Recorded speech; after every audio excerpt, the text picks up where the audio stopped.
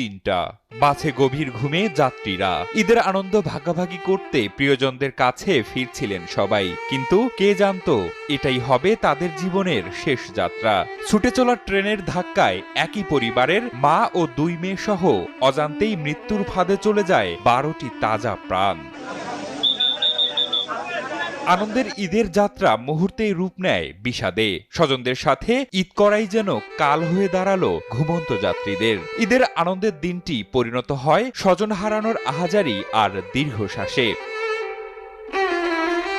প্রত্যক্ষদর্শী এবং ট্রেনের যাত্রীরা জানান, যাত্রীবাহী একটি বাস লেভেল ক্রসিং পারাপারের সময় চলন্ত ট্রেনের সাথে সংঘর্ষ হয়। এতে ট্রেনের ধাক্কায় ইঞ্জিনের সাথে বাসটি আটকে থাকে এবং প্রায় 1 কিলোমিটার দূর পর্যন্ত বাসটিকে টেনে হিঁচড়ে নিয়ে যায়। আর ততক্ষণে দুমড়ে মুচড়ে যায় বাসটি। ঘটনাস্থলেই মারা যায় বাসে থাকা 12 জন, আহত